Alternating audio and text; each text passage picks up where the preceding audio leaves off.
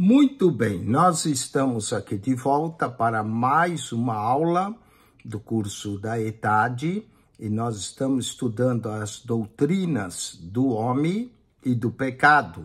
Essas duas doutrinas, tanto do homem, que é a antropologia, e do pecado, que é a amartiologia, estamos vendo agora. Na lição 1 e 2, nós falamos da origem do homem, e na lição 1, a origem do homem, e na lição 2, a natureza do homem. Hoje, na lição de número 3, nós vamos falar da origem do pecado, e na lição 4, a queda do homem. O nosso problema é exatamente a queda do homem. O homem é pecador. Então, vamos entender a origem do pecado, que é uma matéria muito importante aí da origem.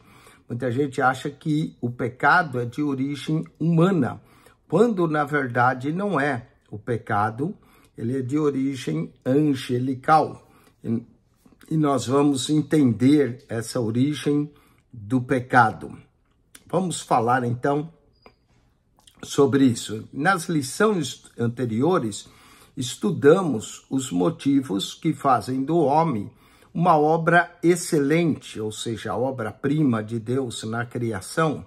E o homem tem uma distinta criação do restante de toda a criação, pois Deus o fez um pouco menor que os anjos. Salmo capítulo 8, verso 5.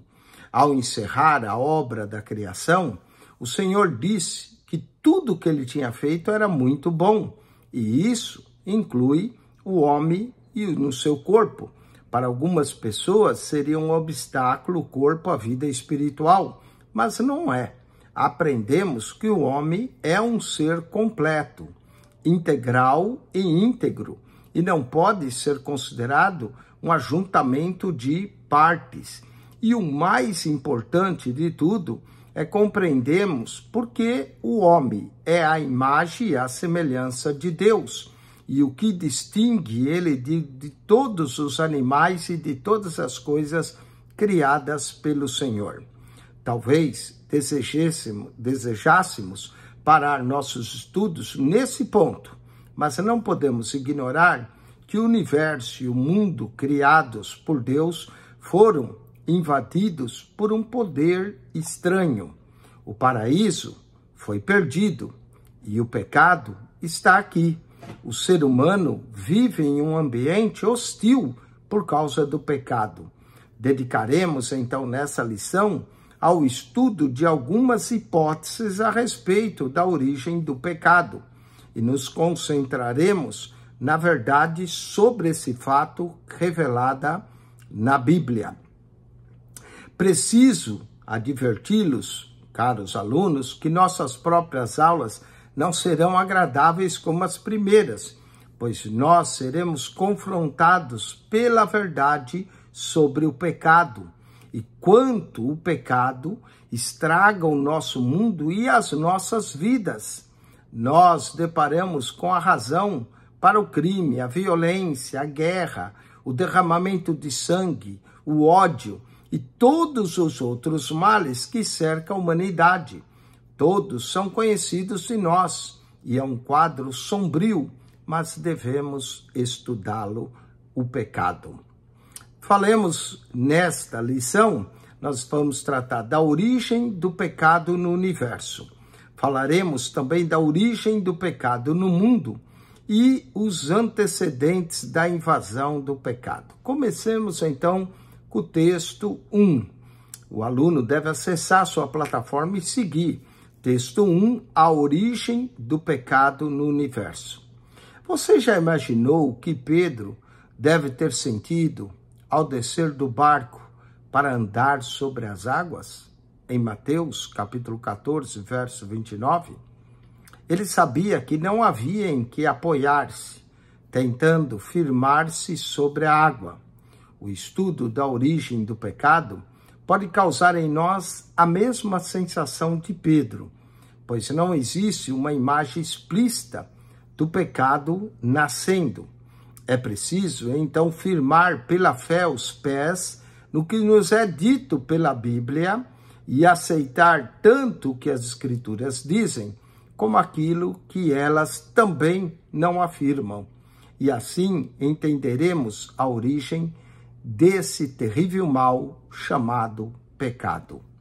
Outra coisa muito importante e indispensável é assumir e entender que a respeito do pecado não existe ninguém em situação neutra. Todos pecaram. Quer gostemos ou não, estamos todos envolvidos no pecado. E todos, tanto por observação quanto por experiência. Ao estudarmos o pecado e as suas consequências, não somos como um médico que discorre sobre uma doença que ele não tem. Ao contrário, estamos estudando um mal que nos está matando, pois estamos morrendo pelo pecado. Falemos da origem do pecado. Certamente não é divina. Quaisquer que sejam as incertezas que cercam a origem do pecado, uma coisa está conclusivamente implícita: Deus não é o seu autor. A própria natureza de Deus, conforme nos revela e nos é contada na Bíblia, deixa claro que é impossível que ele, o Criador, seja também o Criador do pecado. Que Deus não provocou o pecado é outra premissa importante que nós temos que assumir quando estudamos sobre a origem do pecado. A Bíblia e, consequentemente, a teologia cristã negam veementemente que o Senhor possa ter provocado o pecado ou até mesmo induzir o homem a pecar. Qualquer disposição contrária a essa é antibíblica e anticristã, e eis a razão pela qual nós não somos calvinistas, posto que essa doutrina calvinista sugere que a sua ideia de predestinação, que Deus predestinou o homem para o pecado, e o homem precipitou no pecado o homem, destinando os não escolhidos a isso. Sobre a origem do pecado, precisamos ainda observar que em nenhum lugar da Bíblia está escrito de forma explícita que Deus não criou o pecado. Então, como podemos afirmar que não foi ele o inventor da transgressão? A partir de muitos outros textos, descreve o Senhor e os seus santos caminhos. A Bíblia afirma especificamente que Deus é luz e nele não há trevas nenhuma. 1 João, capítulo 1, verso 5. Esta declaração é feita no contexto do pecado do homem e fornece a ideia-chave para o resto da primeira carta de João, com sua ênfase na conduta ética motivada pelo amor. A luz é uma qualidade da natureza de Deus, uma essência que ele próprio é e da qual será sempre rodeado. 1 João 1,7. Isso, está claro, contraste com a escuridão, que é a essência do pecado. João diz que em Deus não há trevas. 1 João 1,5. Se devemos estar em sua presença, em comunhão com ele, não podemos andar nas trevas ou haver trevas em nós. Paulo descreve Deus de maneira semelhante em uma importante afirmação à sua carta a Timóteo. Ele diz que Deus vive em luz inacessível. 1 Timóteo 6, verso 16. Aqui, novamente, a luz está em contraste com as trevas do pecado do homem. Quando Isaías viu o Senhor em sua glória, sua primeira reação foi conhecer o seu próprio pecado. Ai de mim que vou perecendo e habito, porque sou um homem de lábios impuros e habito no meio de um povo de impuros lábios. Isaías capítulo 6, verso 1 a 5. Todas essas referências de Deus indicam a santidade moral e a pureza de Deus, que são inigualavelmente límpidas. Como poderia alguém que é luz e mora na luz inacessível ser o autor de total coisa contrária à sua natureza, como o pecado? Tiago pergunta: meus irmãos, pode também a figueira produzir azeitonas ou a videira figos? Assim tampouco pode uma fonte dar água salgada e doce. Tiago, capítulo 3, verso 12. Se esse princípio é verdadeiro na natureza, tanto mais verdadeiro é em Deus. Portanto, vós homens de entendimento, escutai-me. Longe de Deus esteja praticar a maldade, e do Todo-Poderoso cometer a perversidade. Livro de Jó, capítulo 34, verso 10. Você se lembra de quando Abraão orou para que Deus poupasse Sodoma? Em sua intercessão, ele perguntou ao Senhor: tu varrerás o justo com o ímpio? E ele mesmo completou: longe de ti fazer tal coisa, que o juiz de toda a terra faça tal coisa. Gênesis, capítulo 18, verso 23 a 25. E como sabemos, Deus concordou com as condições da oração do patriarca Abraão, pois elas eram justas, como Deus também o é justo. Muitos versículos da Bíblia mostram os sentimentos de Deus sobre o pecado. Eles nos mostram que o Criador não poderia ter cometido ou dado origem ao pecado, o pecado que ele mesmo, Deus, o odeia. Provérbios, capítulo 6, versos 16 a 19, Deus chama o pecado de abominação, o que significa que Deus tem um grande ódio por coisas pecaminosas. Lemos em Provérbios 6, 16 e 19. Essas 6 coisas o Senhor odeia, e a 7ª sua alma abomina: olhos altivos, língua mentirosa, mãos que derramam sangue inocente, coração que maquina pensamentos perversos, pés que apressam a correr para o mal, a testemunha falsa que profere mentiras, e a 7ª, o que semeia contenda entre irmãos. Provérbios, capítulo 6, versos 16 a 19. Se essa é a atitude de Deus com relação ao pecado, como é possível supor que foi ele quem o criou? No contexto de muitos versículos da Bíblia, onde o pecado é descrito, ele é descrito como uma abominação para Deus. Aparece uma indicação de seu julgamento sobre ele. Apesar de textos tão claros como esses que lemos, a partir da leitura de outras passagens, algumas pessoas podem querer atribuir a Deus o pecado, mas isso constitui-se num erro exegético primário. Veja os versos que alguns usam. Eu formo a luz e crio as trevas. Eu faço a paz e crio o mal. Eu, o Senhor, faço todas as coisas. Isaías 45, verso 7.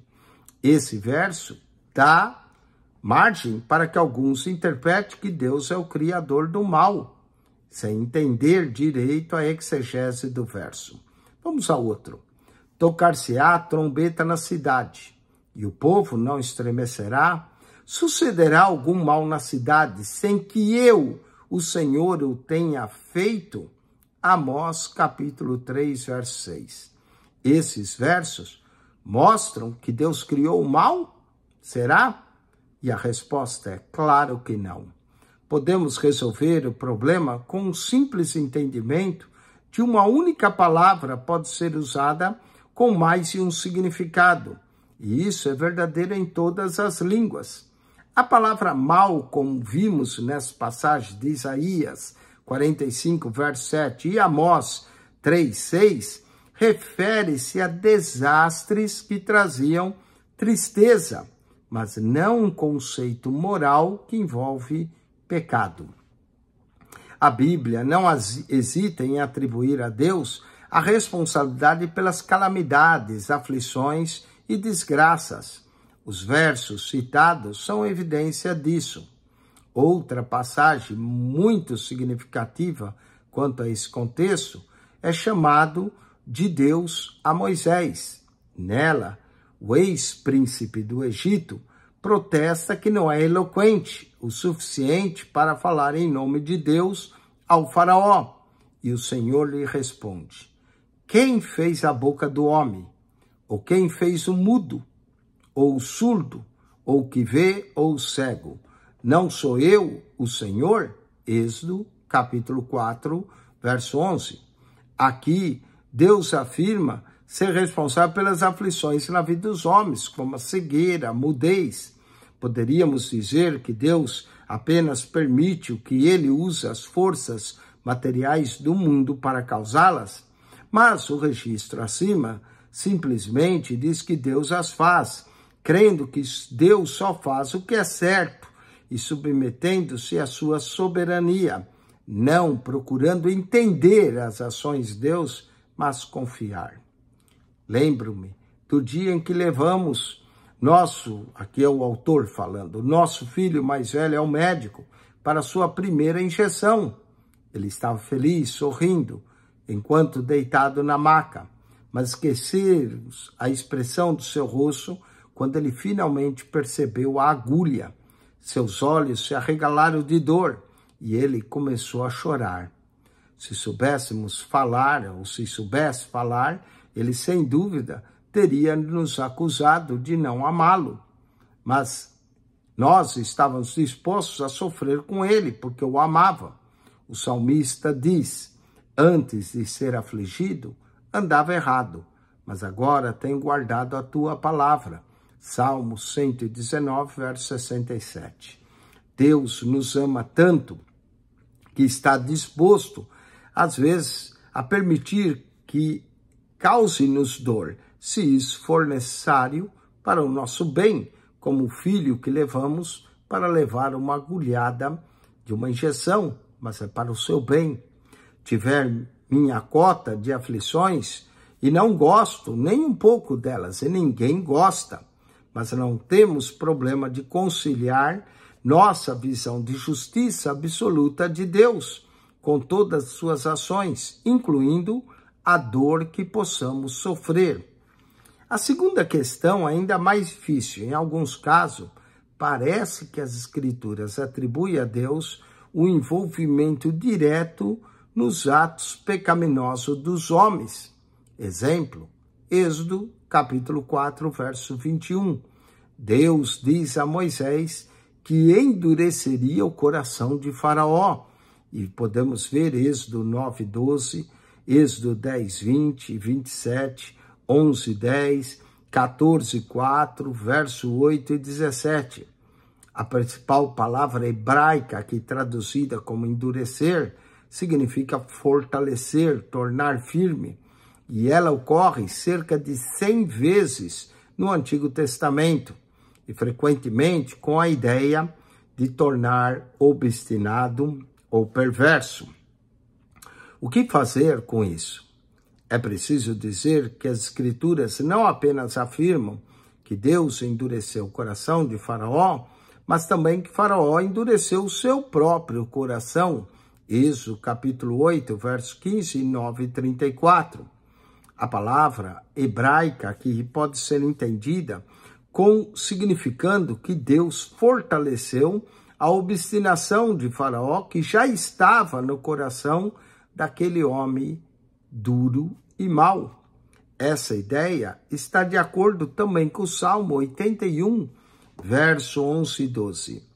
Mas o meu povo não quis ouvir a minha voz, e Israel não me quis. Portanto, eu os entreguei aos desejos de seus corações, e andaram nos seus próprios conselhos. Salmo 81, verso 11 e 12.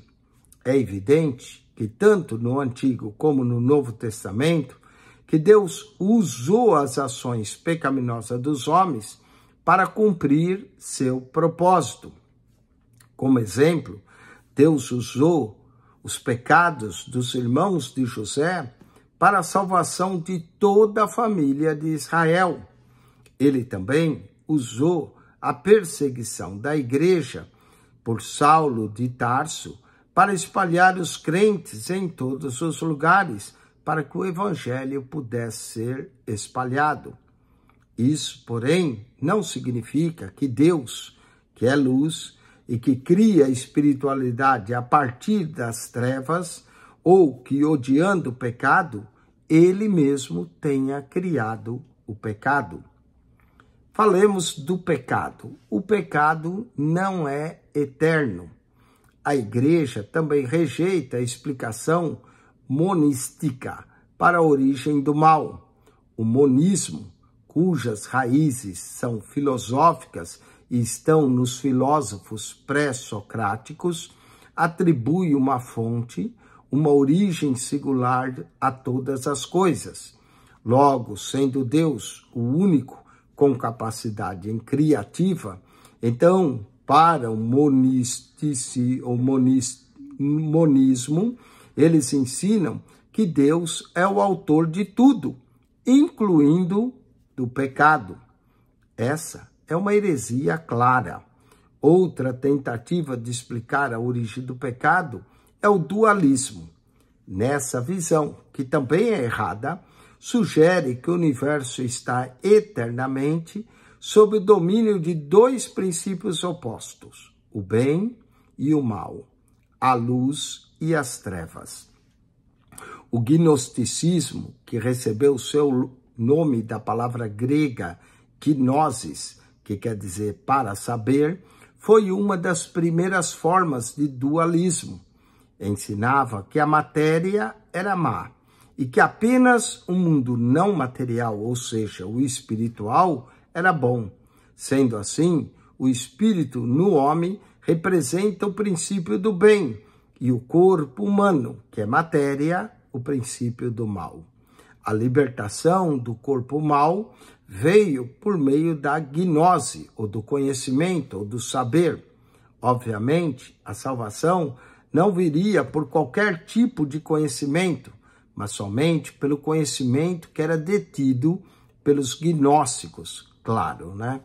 João provavelmente está falando sobre uma das primeiras expressões do gnosticismo em sua primeira carta. Ele diz que se alguém nega que Jesus veio num verdadeiro corpo humano, ou seja, veio em carne, esse tal é o anticristo. 1 João 4, verso 3. Visto que os gnósticos acreditavam que a matéria era má, para eles era impossível aceitar que Cristo tivesse um corpo humano, que então Cristo que veio em carne. E essa filosofia dualística, ela é errônea, porque nega Jesus seja verdadeiramente Deus e verdadeiramente homem. Mais sério ainda, nega a encarnação do Verbo divino. Uma das razões pelas quais a igreja rejeitou o dualismo é porque ele sugere que há algo fora de Deus, que é eterno, ou independente da sua vontade. O dualismo sugere que pode haver algo sobre o qual Deus não tem controle, como o mal. Se for esse o caso, pode ser que tenhamos confiado no lado errado dessa disputa. Talvez Deus, desse jeito que pensa o dualismo, não ganhe e o pecado acaba triunfando.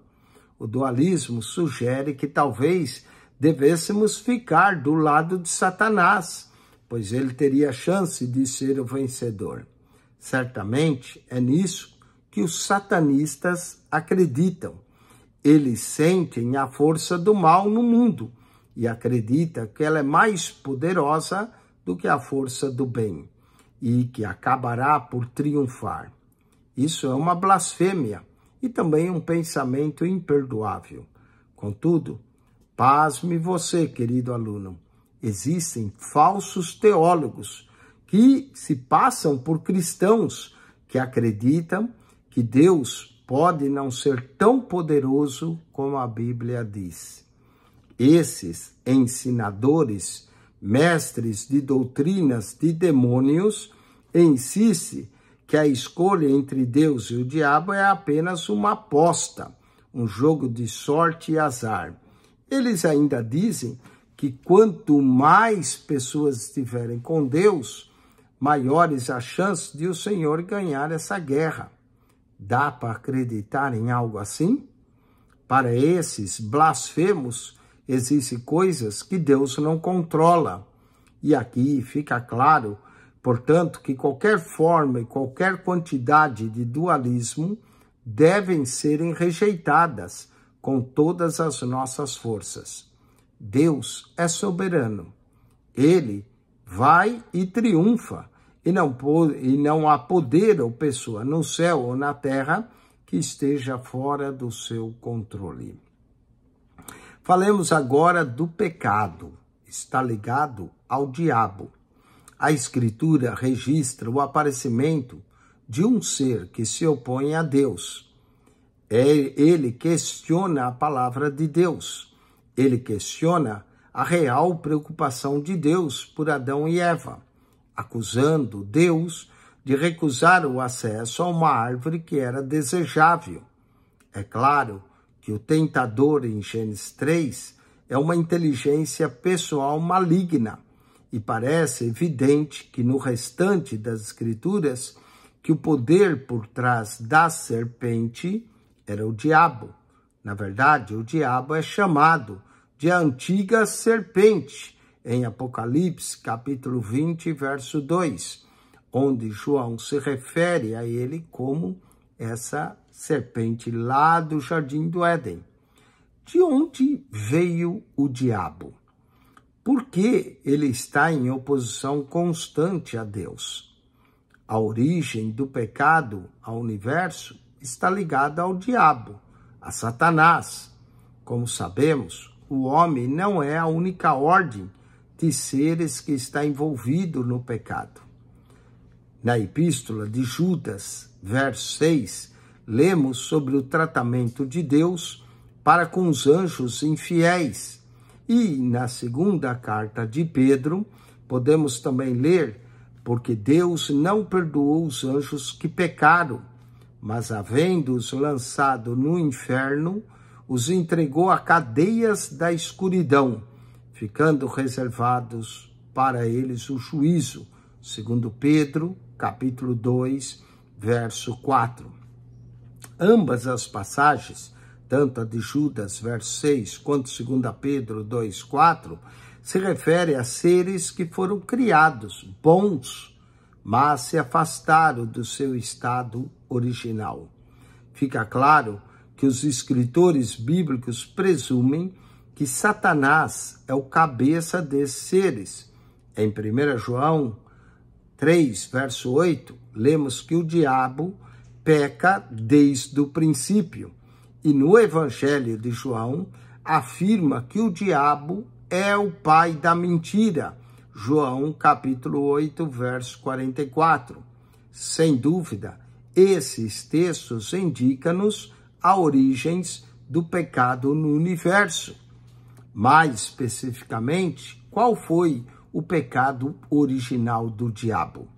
Paulo diz que aquele que deseja ser bispo não pode ser um novato, um neófito na fé, para que não se torne vaidoso e caia no mesmo erro que o diabo. 1 Timóteo 3,6. Alguns interpretam esse verso como significando que o pecado original do diabo foi o orgulho, visto que é evidente com que Paulo está preocupado nesse verso a respeito dos superintendentes da igreja. Essa passagem, Timóteo, indica claramente que o pecado original do diabo foi o orgulho. Devemos ainda considerar outros textos acerca disso, como Isaías, capítulo 14, verso 12 a 14, e Ezequiel, capítulo 28, verso 12 a 19. Na leitura desses textos, como vamos prosseguir com os estudos, Certamente os contextos imediatos desses versos referem-se à destruição do rei da Babilônia, no caso do profeta Isaías 14, e à queda do rei de Tiro, em Ezequiel capítulo 28. Contudo, eles são também alusivos à queda de Satanás. Ambas as passagens confirmam que Satanás era um governante, velado de ambos os reinos, e por isso ambas se referem à queda de Lúcifer, de modo análogo às quedas de seus governantes humanos. Mas, apesar desses textos, a Bíblia não é detalhista sobre como se deu o evento que precipitou Satanás dos céus, ainda que deixe claro e evidente que trata de um evento que foi irreversível. O livro do Apocalipse afirma isso quando fala que o diabo sendo lançado no lago de fogo. Apocalipse, capítulo 20, verso 10. Esse julgamento inclui também seus anjos, pois ao falar do julgamento final, Jesus se referiu ao fogo eterno preparado para o diabo e seus anjos. Mateus, capítulo 25, verso 41. Vamos aos exercícios desse primeiro texto, 3.1. Com base no que foi dito agora sobre a origem do pecado, a relação de Deus com ele, indique quais dessas declarações estão corretas. Vamos lá. A A diz: a Bíblia afirma especificamente que Deus não é o autor do pecado, certo? É impossível ser um observador neutro ao pensar sobre o pecado, certo também. A está certo, B também. C, posto que Deus é luz, é impossível que ele seja o autor do pecado, certo também a C. Vamos a D. Uma vez que Deus destruiu Sodoma e Gomorra, isso prova que ele é autor do pecado, posto que Abraão intercedeu pela preservação daquelas cidades. A D não é. Deus destruiu a cidade de Sodoma e Gomorra como julgamento pelo pecado. Então, a D não assimilem. Então, a A, B e a C estão certas. Coloque certo nessas três.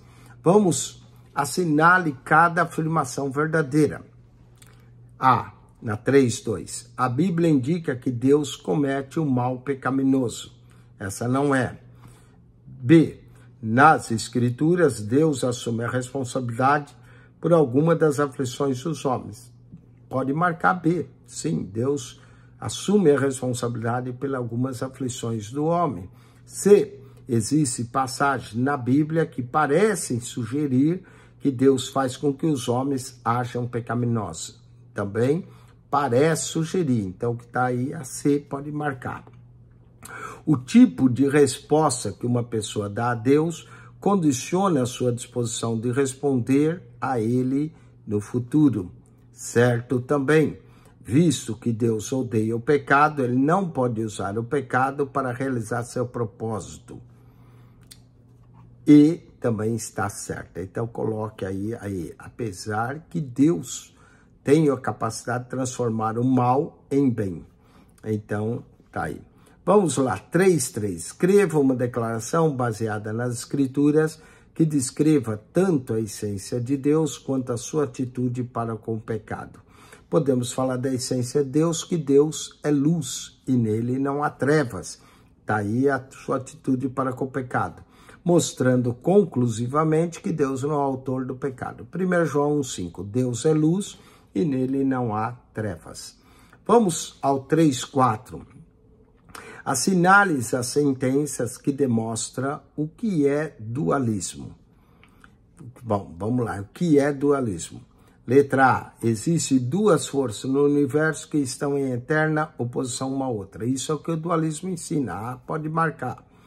O gnosticismo é uma forma de dualismo, certo? Pode marcar.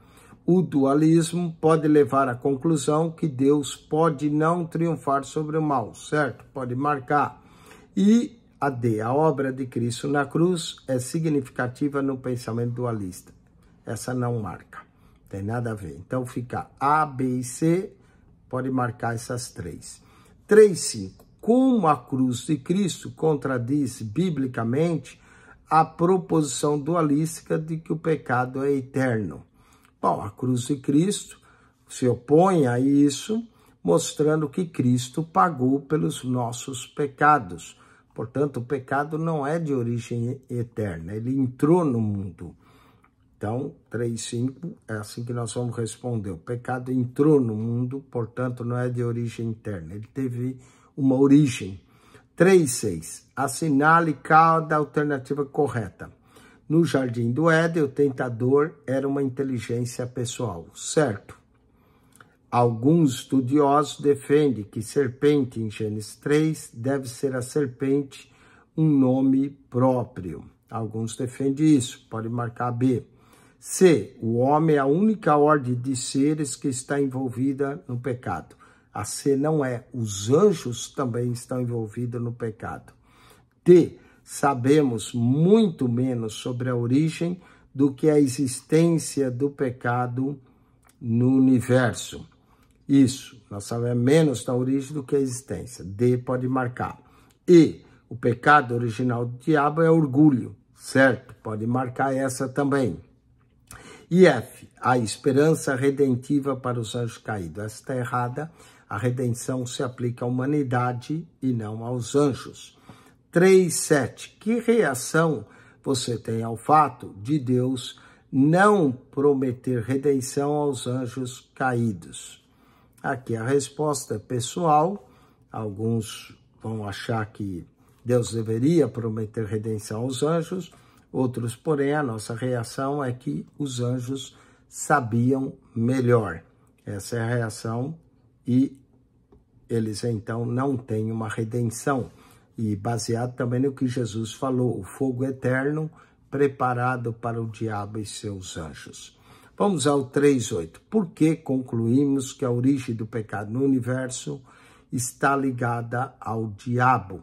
Porque os anjos pecaram e o diabo, sendo dessa ordem angelical, indica-nos que ele é o cabeça dos anjos que pecaram. Vamos ao texto 2. Falemos agora da origem do pecado no mundo. A entrada do pecado no mundo é muito mais clara do que o seu surgimento no universo. Isto acontece não porque a Bíblia seja incompleta, mas sim porque a ênfase das Escrituras tem a ver com a condição do homem e não com a situação universal. Há uma boa razão pela qual Deus nos deu uma descrição mais completa da queda do homem do que propriamente da origem do pecado fora de nosso mundo. Ora, desde o início, o principal interesse de Deus tem sido o homem. O motivo para a descrição bíblica da queda, em detalhes, é enfatizá-la. Outra razão que deixa claro o amor e a graça de Deus na redenção do homem. Portanto, ao considerarmos esse quadro sombrio, tenha em mente essas razões para o modo como a história da queda é narrada nas Escrituras. Primeiro, a livre escolha de Adão. O que causou o pecado? A resposta bíblica é clara: um ato livre e deliberado da parte de Adão. O fato de o pecado ser universal nos faz voltar à fonte original, e a Escritura afirma constantemente que essa fonte é Adão.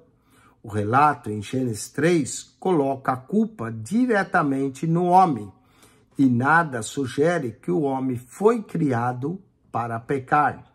Adão pecou porque escolheu pecar. Paulo deixa isso muito claro em Romanos, capítulo 5, verso 12 a 19, e também em 1 Coríntios, capítulo 15, verso 1, verso 21 e verso 22. Nessas passagens, o homem agiu livremente quando pecou. Os teólogos deterministas, que são também chamados de calvinistas, são defensores da predestinação e afirma que não pode haver entendimento de liberdade ao ato do pecado de Adão, porque o homem só é livre quando obedece a Deus, e quando desobedece, ele não é livre, é escravo do pecado. E até citam um verso para explicar seus argumentos. Eles dizem, pois o Filho vos libertar, verdadeiramente sereis livres. João 8, verso 36. Logo, eles concluem que dizer que Adão pecou por escolha é um erro, posto que somente os livres escolhem, e ao pecar, eles não escolheram, e o homem não escolhe pecar porque é escravo. Antes foi tornado escravo, e os escravos não escolhem. Antes de discordarmos, vamos concordar com uma coisa. A liberdade do homem realmente depende de sua relação com Deus. Isso significa, sim, que o homem só é livre enquanto estiver em condição de obediência ao Senhor e Criador. Quando desobedece, o ser humano torna-se escravo daquilo ao qual sujeitou-se, prometendo-lhes liberdade, sendo eles mesmos servos da corrupção, porque de quem alguém é vencido, do tal faz-se também servo. 2 Pedro, capítulo 2, verso 19. O que não é compreendido ou não é admitido pelos predestinacionistas, aqueles que creem na predestinação, é que o homem escolhe sim, ele opta por deixar de ser livre para tornar-se escravo do pecado.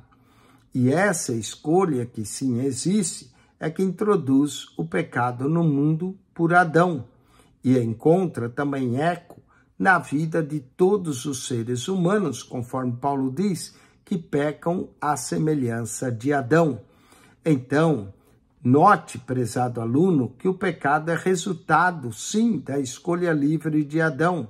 E se não for assim, então que o homem não pode ser responsabilizado moralmente pelos erros que comete, o que nos leva à sugestão absurda do calvinismo, de que Deus determinou alguns para a redenção e outros para a perdição. Se fosse assim, então o Senhor estaria fazendo o trabalho de Satanás. Um determinista diria que o homem não é realmente livre. No determinismo naturalista, tudo que existe, incluindo o pecado, existe por uma necessidade lógica. No determinismo teísta, que crê em Deus, Deus determina e predestina tudo, inclusive quem é livre e quem não é. Mas a Bíblia afirma que o homem é realmente livre, e a intuição humana confirma isso. Os conceitos de responsabilidade e culpa, que são tão proeminentes nas Escrituras, argumentam conclusivamente a favor da liberdade real do homem. Mesmo o homem caído, que escolheu tornar-se escravo, como Deus poderia me considerar verdadeiramente responsável se eu não tivesse uma liberdade real? Como eu poderia ser acusado de culpa real se agisse por uma necessidade lógica? Eu não poderia ser responsabilizado nem acusado de culpa se a liberdade realmente não existisse em mim. Portanto, se um homem é verdadeiramente culpado diante de Deus, então ele também é verdadeiramente livre para decidir. A evidência disso está também em Gênesis 3, 17 a 19, que Deus culpou Adão por seu pecado, indica conclusivamente que a livre escolha do primeiro homem é o fator que o levou a pecar e trazer o pecado ao mundo. Vamos aos exercícios. 3.9. Quando alguém peca, qual das seguintes expressões ou opções é melhor justificada? Errar é humano? Bom, isso é o que as pessoas dizem. Não pude evitar? Também as pessoas dizem isso. Meus desejos físicos eram muito fortes? Também diz isso. Mas a opção que melhor justifica é eu sou o culpado. Letra D, 3:9, eu sou o culpado. 3:10, como a visão de que as limitações do homem causam o pecado remove do erro de suas implicações morais. Bom, essa visão, se o homem não é livre, portanto, ele também não pode ser acusado de ser responsável pelo pecado. 3:11. Agora é para completar, aqui seria letra A, determinismo naturalista, tudo que existe, incluindo o pecado, existe por necessidade lógica. No determinismo teísta, Deus determina e predestina tudo, inclusive quem é livre e quem não é. Então, a letra A e depois o outro é a letra B. 3:12. Assinale cada alternativa verdadeira. Vamos ver a todas elas. Primeiro, a Bíblia traça a origem do pecado no mundo até Adão. Certo, pode marcar A. B, Adão foi compelido a pecar por causa de sua fraqueza. Não é essa. Então, a B não marque. Se Adão foi responsabilizado, é porque tinha verdadeira liberdade para escolher, certo? Então, tá, agora é a A e a C. D, o homem é livre para pecar, mas ao fazer, torna-se escravo daquilo que o domina, certo? Pode marcar D também. Então, aqui é A, C e D, a B não. Vamos a 3:13. Como a reação de Deus ao pecado de Adão, que é descrito em Gênesis 3, 17, 19, se relaciona com o que causou o pecado em nosso mundo. Bom, Deus responsabilizou Adão pela queda, e isso indica que o homem é livre para escolher como Adão escolheu. Vamos agora ao texto 3, antecedentes da invasão do pecado. A palavra aqui, invasão, foi escolhida para expressar o que o autor pensa de como aconteceu o pecado entrou no mundo. O uso dessa palavra é para caracterizar a entrada de um poder inimigo, invasão, invadindo um território que não é seu. Foi isso que o pecado fez. O pecado, portanto, é um intruso no mundo que Deus fez. Deus fez o mundo, mas não o pecado. Ele se introduziu no mundo bom que Deus havia feito. Portanto, o pecado está ocupando um território que não lhe pertence. Logo, ele será removido com força e permanentemente daqui. Mas até que isso aconteça, esse invasor continuará ocupando todos os espaços possíveis. Agora vamos a uma pergunta. Como essa invasão se tornou possível? Vamos então à historicidade do registro de Deus. Certos intérpretes bíblicos dizem que o povo hebreu inventou o mito de Adão e da queda para explicar a realidade do pecado e do mal no mundo. De acordo com esses intérpretes bíblicos, os detalhes do mito explicam outras coisas, que o homem deve trabalhar laboriosamente para se manter, do suor do teu rosto ganharás o teu pão, que as mulheres sentem dor durante a gravidez e o parto, que o solo produz ervas daninhas, espinhos problemáticos, e que as pessoas têm medo de cobras, e que a morte é universal, e que ela amedronta a todos. Essa seria a explicação. A serpente, então, seria uma representação mítica das forças do mal no mundo. E o jardim do Éden, de acordo com eles, seria um mito da condição outrora perfeita em que o homem se encontrava antes do pecado. Com base em que esses intérpretes determinam e chamam de mítico ou mito, e o que realmente não é, geralmente tudo que eles dizem é ofensivo à mentalidade moderna, ou que não pode ser explicado de maneira natural, encarado então como um mito ou mítico. Assim, eles podem manter a sua modernidade, evitar ofender a razão do presente século e reter ainda a Bíblia como a escritura da igreja. Se isso fosse correto, Adão e Eva não passariam de um folclore, que é uma coisa difícil de ficar claro para um intérprete honesto da Bíblia. A própria Bíblia aceita a historicidade de Adão e da queda e do pecado. Só se pode afirmar que eles seriam míticos, impondo à Bíblia algo que não está nela. O evento da queda não apresenta problema para a nossa compreensão, mas seguir o caminho da mitologia é uma solução inaceitável. O crente não minimiza as dificuldades que aceita no sentido direto, claro e literal do relato. A queda é relacionada como história e se situa num contexto da história. Escritores bíblicos posteriores consideraram Adão e a queda como históricos, e a própria genealogia em Lucas aponta de Jesus até Adão. Vejamos algumas evidências históricas de Adão. Oséias 6:7, como Adão, eles quebraram a aliança. Lucas 3:38, que é a genealogia de Lucas, o filho de Enos, o filho de Sete, o filho de Adão, o filho de Deus. A morte reinou desde o tempo de Adão até o tempo de Moisés. Romanos 5, verso 14. Porque assim como todos morrem em Adão, também todos serão vivificados em Cristo. 1 Coríntios 15, verso 22. Enoque, o sétimo depois de Adão, profetizou a esses homens. Judas, verso 14. Como é que Enoque podia ser o sétimo se Adão nunca existiu?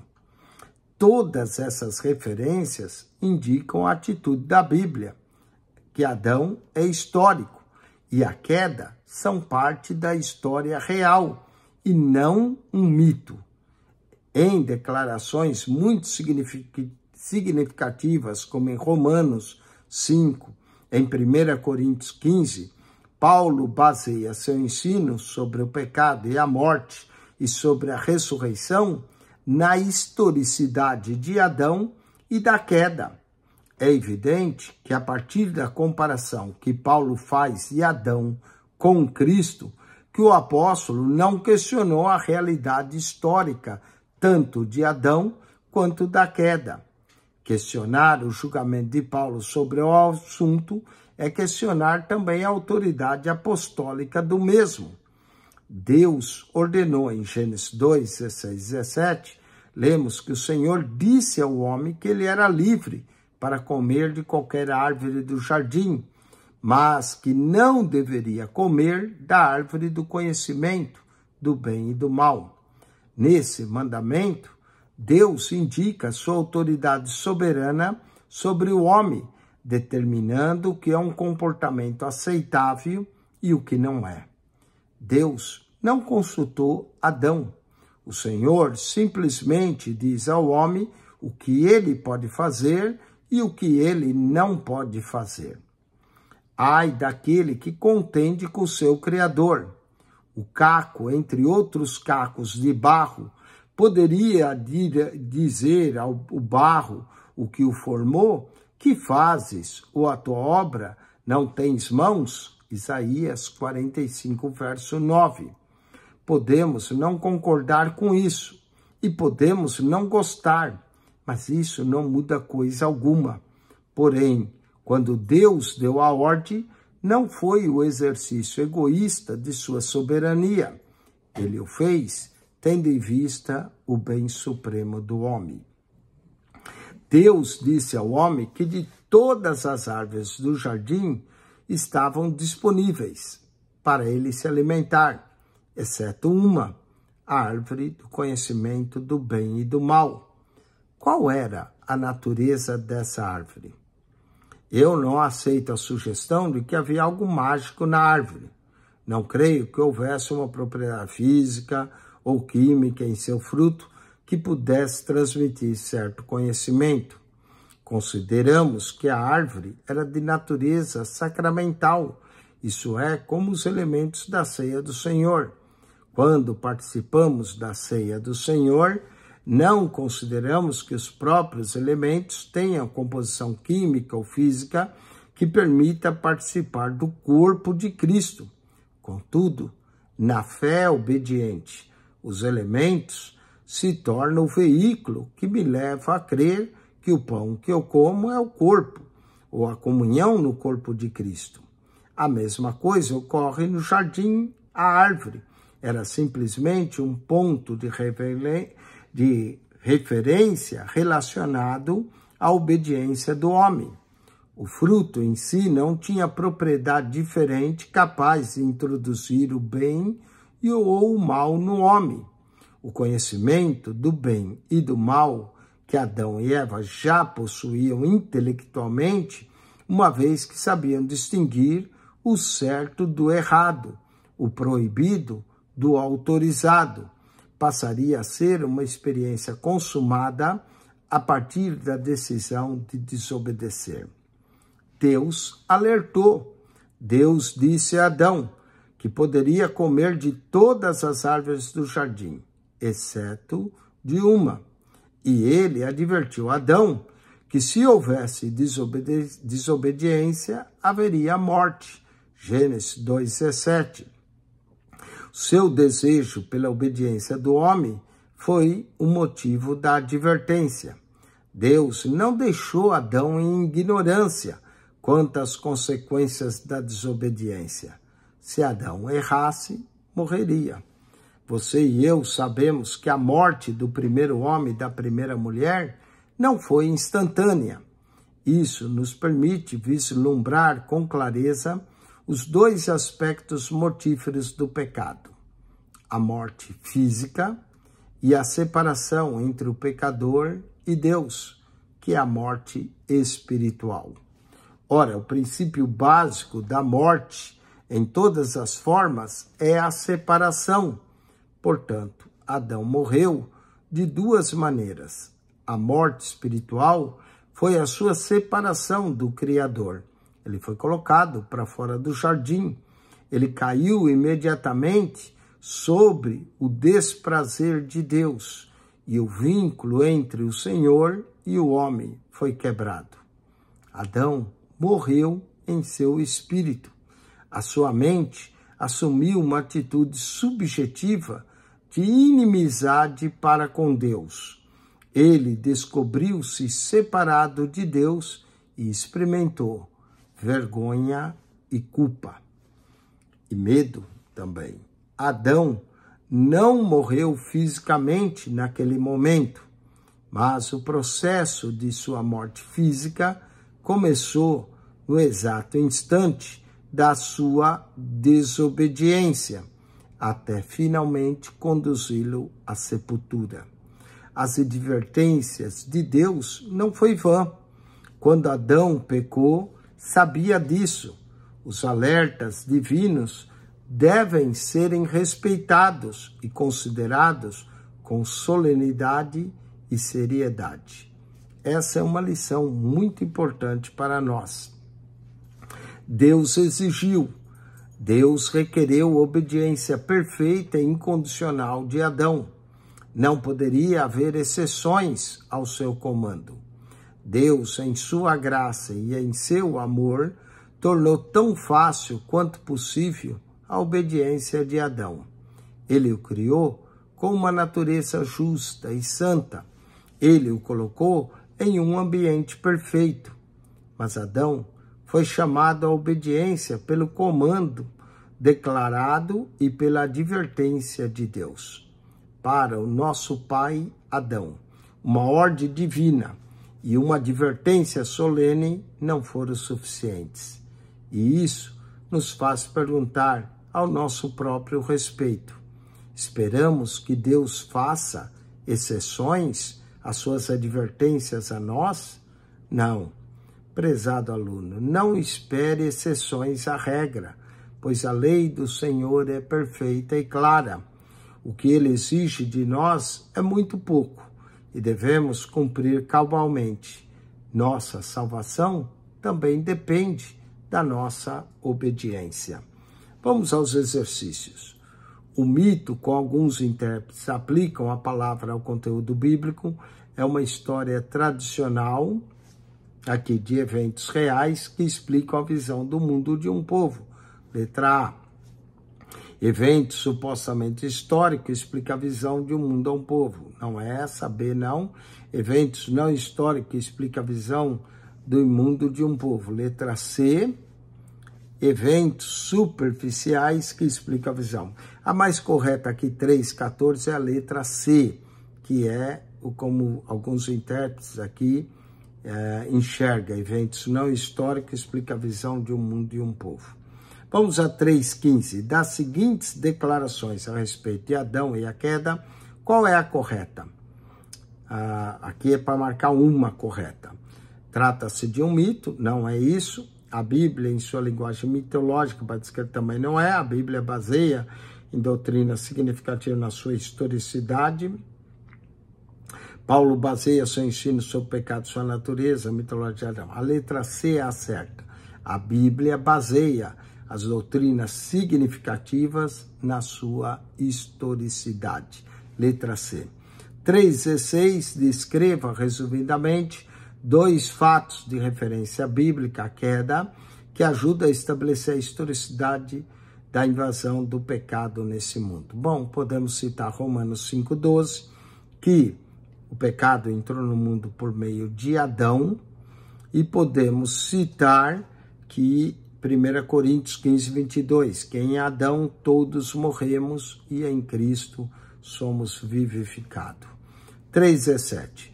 Como ponto de referência para a obediência do homem a Deus, a natureza da árvore do conhecimento do bem e do mal era, letra A, sacramental. Você concorda que a árvore do conhecimento do bem e do mal não possuía propriedades mágicas, químicas ou físicas? E como defender que se trata de um fruto de presença simbólica? Aqui podemos descrever que o que causou a morte não era o que continha no fruto, mas sim a desobediência a Deus. Vamos a 3,19. Quais são as 2 coisas que Deus manteve em vista quando ordenou ao homem a respeito da árvore do conhecimento do bem e do mal?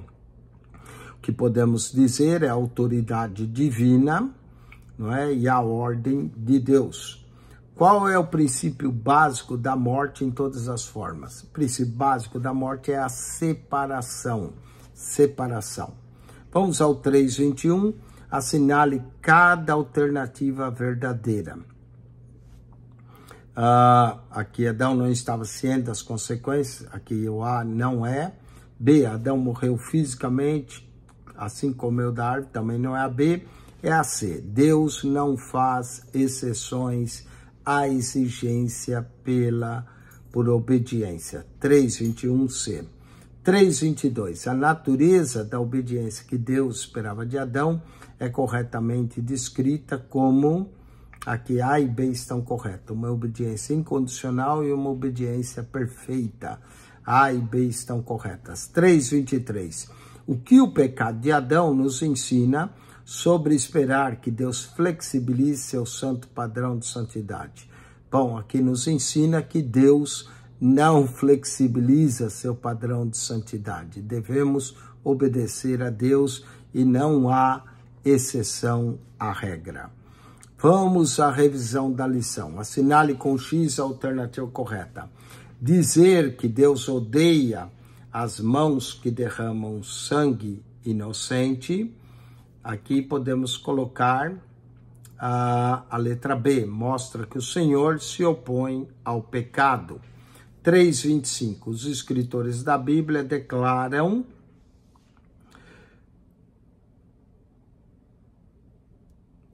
letra A, que Deus não criou o pecado. 3,26. A reação de Deus ao pecado de Adão é evidência de que Letra D, a livre escolha trouxe o pecado no mundo. 3:27, o que ajudou a estabelecer a historicidade da invasão do mundo pelo pecado. Aqui, o uso da linguagem histórica pela Bíblia para descrever a queda. Letra A, o uso da linguagem histórica para descrever, pela Bíblia para descrever a queda. Marque C para certo e E para errado. A visão de que as limitações do homem causam o pecado tende a destruir o senso de culpa do homem por seus pecados, certo? 3:29, o bem do homem foi a única coisa que Deus teve em vista quando ordenou aos homens a respeito do conhecimento do bem e do mal, certo? E não há exceções na lei de Deus, nem antes e nem agora, certo? Então, 3:28, 29 e 30, todas certas. Bom, espero que você tenha gostado da aula de hoje ao aluno e que se você não é aluno, mas esteve aqui ouvindo-nos para aprender mais, que Deus te abençoe. E eu quero lhe convidar para acionar o nosso canal PR Eugênio Piacentini, o canal da Bíblia. Ao entrar no canal, procure aquele menu onde aparece o playlist. Se não aparecer, clique na foto redonda, ele vai aparecer. Aí você clica no playlist. Quando clicar, você vai achar 228 pastas. É bastante pasta. Tem aulas de escola dominical, tem aulas do curso da idade, como essa. Mas se você for na primeira pasta, lá embaixo, você tem que passar todas elas. Chega lá na primeira embaixo, você encontra um comentário em Mateus. Mateus, Marcos, Lucas, João estão separados por pastas. 27 pastas com os 27 livros do Novo Testamento.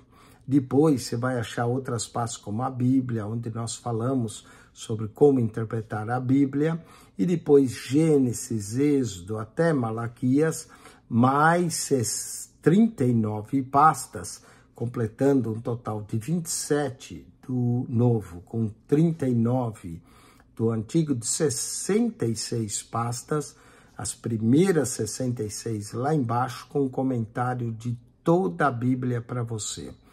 Então, vá lá, aprenda, estude capítulo por capítulo, verso por verso, para aumentar o seu entendimento das Escrituras.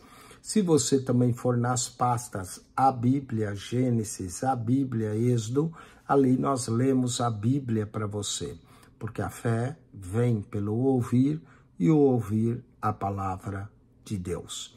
Que Deus te abençoe. Se você deseja se tornar aluno do curso da idade, entre em contato conosco, nós faremos a sua matrícula, nós lhe daremos acesso à plataforma da idade para que você leia e estude os livros e daremos acesso ao WhatsApp do aluno para que você faça as provas digitais.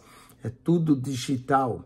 Você assiste a aula pelo canal do YouTube, você aciona a prova digital, depois de assistir às aulas, responde, aí nós podemos avaliar você e você recebe o seu certificado do curso. É tudo digital. A aula no canal do YouTube, a plataforma é digital, os livros, o acesso e a prova também digital.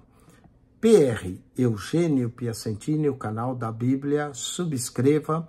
Quer se tornar aluno da idade, entre em contato conosco para realizarmos a sua matrícula, para matricular, fazer a ordem do seu livro e também lhe dar acesso ao WhatsApp do aluno. PR Eugênio Piacentini, o canal da Bíblia. Deus te abençoe. Amém e amém.